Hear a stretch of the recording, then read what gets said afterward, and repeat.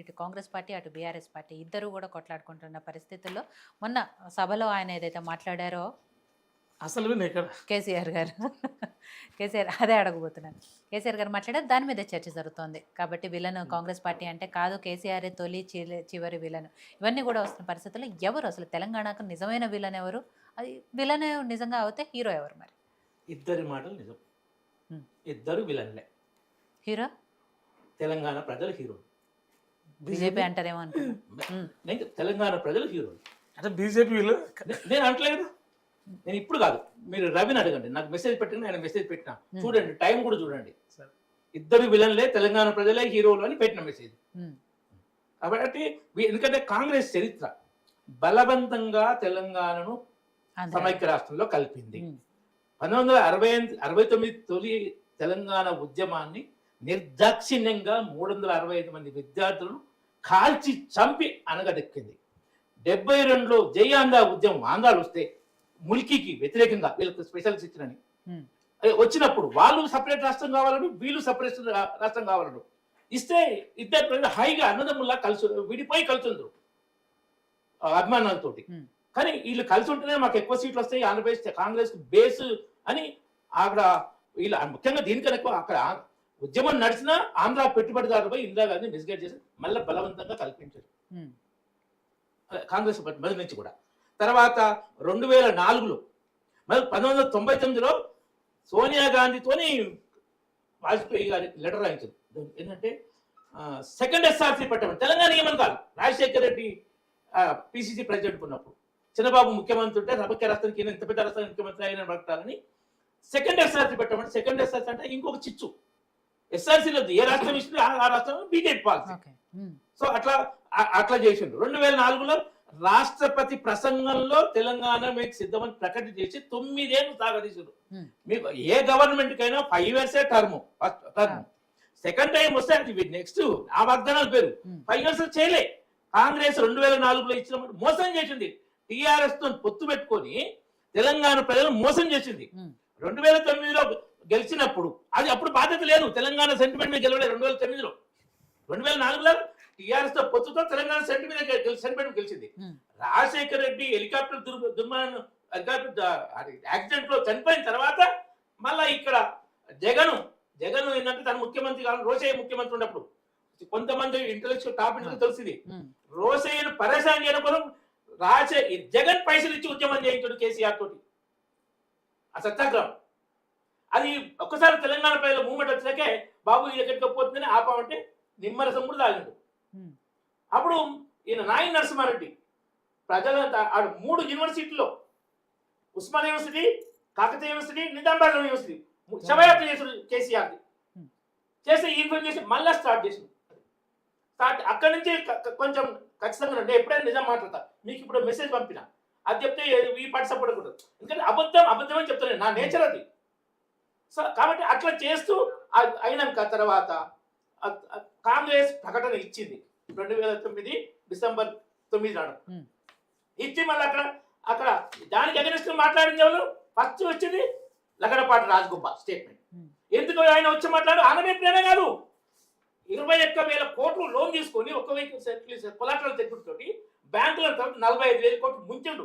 దాన్ని డైవర్ట్ చేయడం కోసం ఆంధ్ర విపరీతమైన ప్రేమ ఉందని తెలుగు రాష్ట్రంలో చిచ్చు పెట్టాడు లగడపాటి రాజగోపాల్.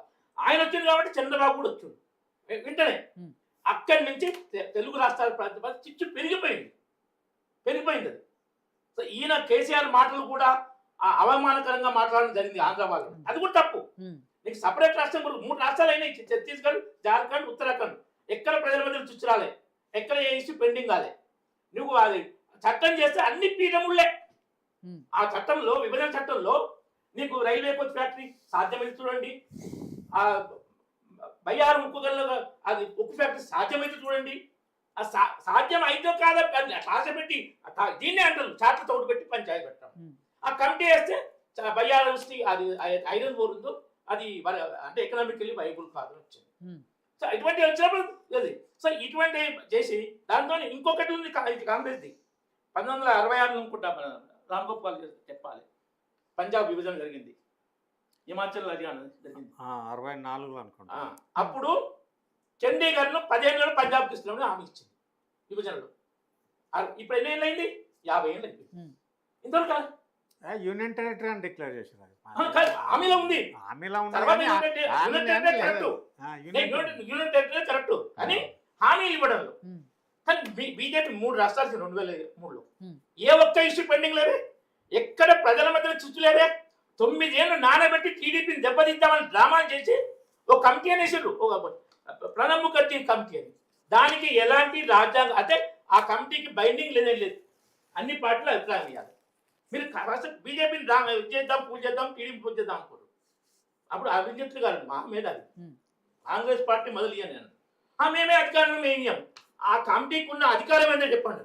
ఏం లేదు, అదే రిపోర్ట్ ఇవ్వాలి. బీజేపీ ఈ ప్రాంతానికి వ్యతిరేకం అనేది, టీడీపీ ఈవెన్ అట్లా డ్రామా చేద్దాం చూసారు. దానికి ఎవరు పట్టించుకోలేదు. శ్రీకృష్ణ కమిషన్ చేసింది జస్టిస్ శ్రీకృష్ణ అన్ని 8 రకాల కుట్రలు ఆ రిపోర్ట్. అదే లాస్ట్ 8వ చాప్టర్ ఏంది? మీడియా ద్వారా మీరు తెలంగాణ ఉద్యమాన్ని అణచివేయండి. ఒక కమిషన్ అట్లా ఇస్తుంది. ఆ రిపోర్టు ఇచ్చింది అట్లా. మీడియా మీ ఆంధ్ర వాళ్ళ చేతిలో ఉంది కదా, దానితో మీ మీడియా సహకారంతో తెలంగాణ ఉద్యమాన్ని అణచివేయండి. ఇటువంటి డ్రామాలు చేసింది. కాబట్టి తెలంగాణ పట్ల ఫస్ట్ విలన్ కాంగ్రెసే, అందులో ఏం డౌట్ లేదు. Second villain BJP. 1999 కాకినాడ మహాసభలో ఒక ఓటు రాష్ట్రాలను తీర్మానం చెప్పండి.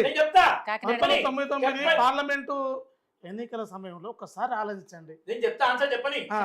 99 కాదు 97లో తీర్మానం, కాకినాడ తీర్మానం. కాకినాడ ఒక ఓటు 2 రాష్ట్రాలని అంటే తెలంగాణ ఇస్తామన్నట్టు కదా. నన్ను మాట్లాడి ప్లీజ్, ఒకే నన్ను మాట్లాడి ప్లీజ్. 5 నిమిషాలు సెట్. నేను మొత్తం చెప్తాను, నాకు అందరూ తెలుసు. మీడియాలో దాన్ని హైప్ కాదు.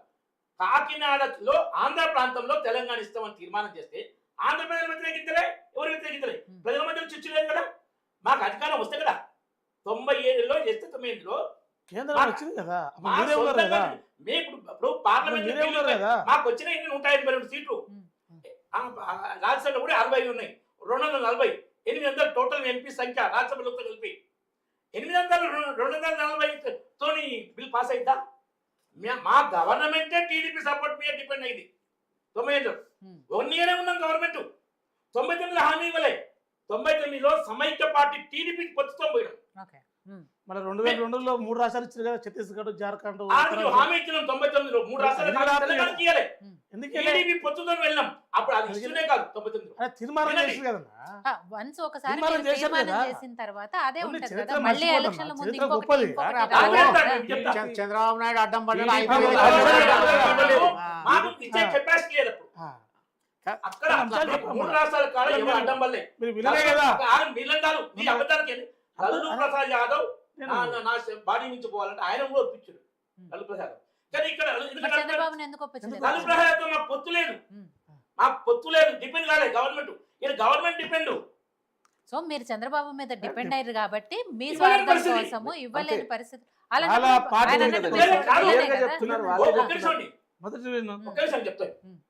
గవర్నమెంట్ వచ్చినాక అక్కడ కాంగ్రెస్ కున్న పేరు ఏంటంటే, కాంగ్రెస్ తప్ప ఏ పార్టీ వచ్చినా గవర్నమెంట్లు ఉన్నాయి. జనతా పార్టీ గవర్నమెంట్ పడిపోయింది, జనతాదళ్ పడిపోయిందని. ఇప్పుడు మాకు మెజార్టీ లేనప్పుడు ఇవ్వలేనప్పుడు గవర్నమెంట్ పడిపోయింది, ఈ పార్టీ కూడా రూలింగ్ కెపాసిటీ. ఈ మెసేజ్ పోతుంది. అది హంగులు ఉన్నది కాబట్టి అంత ఈజీ కాదు. ఇవ్వడం సాధ్యం కాదు. ఇప్పుడు అప్పుడైనా ఎన్డీఏనే రాష్ట్రంలో మెజార్టీ లేదు. కూడా లోక్సభలో ఎన్టీ రామారావు ఉన్నప్పుడు ఎన్డీఏ సపోర్ట్ ఇచ్చినా లోక్సభలో పాస్ అయినా రాజ్యసభ లేదు. అది సాధ్యం కాని పరిస్థితి. అక్కడ 3 రాష్ట్రాలు కాంగ్రెస్ కూడా మద్దతు ఇచ్చింది, తెలంగాణకి ఇయ్యలే కాంగ్రెస్ మద్దతు. కాబట్టి మేము ఎక్కడ మోసం చేయలేదు. 2006లో ఇంకోటి నేషనల్ పార్టీ తెలంగాణ తీర్మానం చేసింది. National executive 2006. National BJP party 2006లో నేషనల్ ఎగ్జిక్యూటివ్ తీర్మానం చేసింది తెలంగాణ రాష్ట్ర. 97 అది లెక్కలేక రాదా? రాష్ట్ర పార్టీ మాకు మెజార్టీ రాలేదు. మెజార్టీ చూస్తావా, ప్రజల ఆకాంక్ష చూస్తావా? పిచ్చివాళ్ళు చేయకండి. చెప్తున్నా క్లియర్. 97 చేసిన తీర్మానం రాష్ట్ర పార్టీ స్టేట్ ఎగ్జిక్యూటివ్. ఇంకా కలిగేది నేషనల్ పార్టీ. రామరెడ్డి సాబ్ చెప్తున్నాను, ఎక్కడ అబద్ధం మాట్లేదు. 2006లో తీర్మానం చేసి అప్పటి నుంచి సుష్మా స్వరాజ్ గారు తెలంగాణ చిన్నమ్మని పార్లమెంట్లో కేసీఆర్ విజయశాంతిని నిలబెట్టి చెప్పి మేము మద్దతు ఇస్తాం, మీరు బిల్ పెట్టండి, తెలంగాణ బిడ్డలారా ఉమ్. మీరు తెలంగాణ చూడడం కోసం బ్రతుకునండి, ఆత్మహత్యలు చేసుకోవద్దని పార్లమెంట్ సాక్షిగా ప్రకటన చేయించారు. ఉమ్. అక్కడి నుంచి మీరు బిల్ పెట్టండి, నేను మద్దతు ఇస్తాను. ఆ బిల్లులో తప్పులున్నా పార్లమెంట్ గేట్లు డోర్లు మూసేసి పాస్ చేసినా ఇవ్వకపోతే తెలంగాణ ప్రజలకు చాలా కష్టమని బీజేపీ మద్దతు ఇచ్చింది. ఎక్కడ మేము వెనుకపోలే, దాని ఇంకొక చేయలేదు. కాబట్టి ఆ ఈ 2 బిల్లులు ఇదే కాదు, కేసీఆర్ 7 లక్షల కోట్లు అప్పు చేసిండు. 7 లక్షల కోట్ల అప్పు ఇచ్చిన హామీలు ఇంకో డబుల్ బెడ్రూమ్ ఇల్లు వచ్చింది. 2015లో 2 లక్షల ఇండ్లు పిఎం ప్రధానమంత్రి ఆవాస్ యోజన కింద 4,500 కోట్లు శాంక్షన్ అయింది. మీరు నెట్లో కూడా వెరిఫై చేసుకోవచ్చు. ఆ డబ్బు ఇవ్వలేదు పూర్తిగా, సంవత్సరానికి 1000 కోట్లు కాదు. సరే ఇవి ఇంకా 10 లక్షల ఇండ్లు వస్తాయి తెలంగాణ దేశవ్యాప్తంగా. 20 లక్షలు ఆంధ్రప్రదేశ్కి 20 లక్షలు ఇచ్చినాం, 10కి ఎక్కువ వస్తాయి తెలంగాణకు. అక్కడ కేసీఆర్ అడగలేగా, అదే ఇవ్వనప్పుడు ఇంకా ముందు నెక్స్ట్ ఏం పడతాడు. సో ఇటువంటి చాలా జరిగినాయి. కాబట్టి ఇప్పుడు ఇంకోటి, ఆయన సీఎం ఉన్నప్పుడు సెక్రటరీ రాలేదు, ఆ ప్రతిపక్ష నాయకుడు ఉన్నప్పుడు అసెంబ్లీ నాయకుడు ఉంటే అసెంబ్లీకే రాడు.